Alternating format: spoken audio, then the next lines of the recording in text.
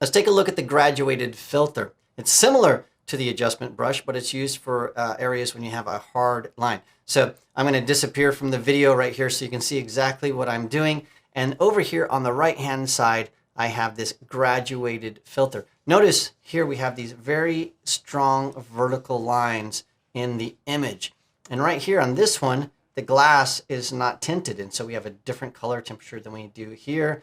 Maybe we have different exposures. So if I want to change just this area right here, I could brush that all in, but there's a better way to do it. I can use a graduated filter. So I'm going to grab the graduated filter over here, and then I'm going to click and drag. Okay, so now I'm doing this intentionally. You can see we have a green side and a red side. If I take my exposure and go very far down, you can see that on the green side of this filter, that's the area that's applying this selective edit. In this case, it's an exposure. On the red side, that's where nothing is being changed. And between these two things, that's the transition area where the filter is fading from fully on to fully off. So you can change how big that transition is from a lot to not very much. You can also click in the middle and move this filter around so you can put it anywhere you want.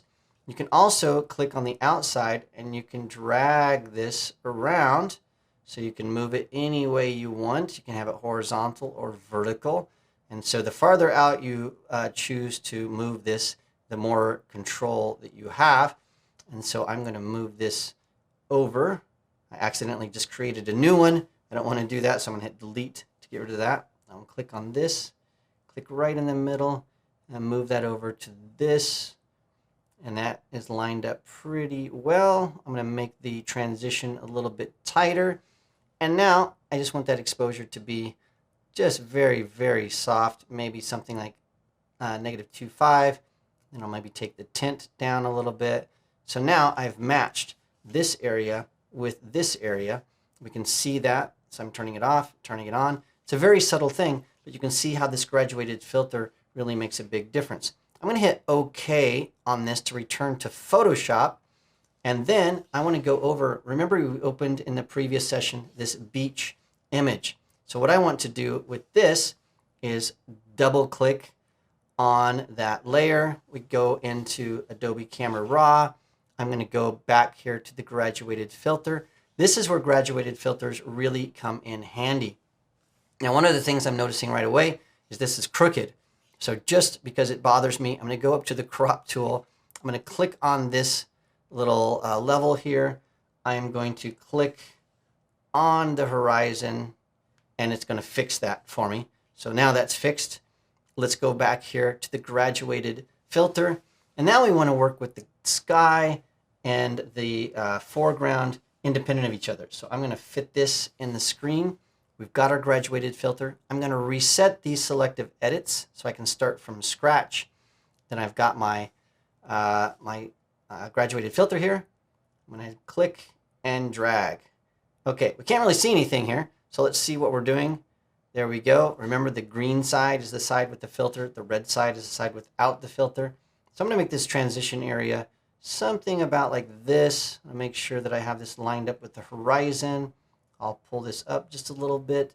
And now let's do some things to this sky here. So let's make the whites really white. Let's make the color temperature a little warmer. Let's make the texture much higher. So we're only affecting the sky. We're not doing anything to the bottom area of this image. And so that works much, much better. So the other thing that we're noticing here is with this transition area, we're messing up these rocks. We're doing some transitions to these rocks here. And so I don't want to do that. So what I can do here is look at this. I have a paintbrush and an eraser. So we can combine the features of the adjustment brush with the graduated filter. So let's look at our mask option to see where we've done our edits. You can see that we've got a bunch of white over here, meaning that this filter is applying itself to these rocks. So what I can do is get the eraser, and I'm going to get a brush that's about, 5. Looks pretty good. That feather is pretty good. And then what I can do is I can come over here And just on the rocks, I can paint off that graduated filter. I'm just going to paint that off. I'm going to get a smaller brush. I'll paint that off right there. So we've got the filter on the ocean, but not the rocks. So I'm going to turn that off. Now we can turn off the overlay to sort of see that. And the eyeball, that's before, that's after.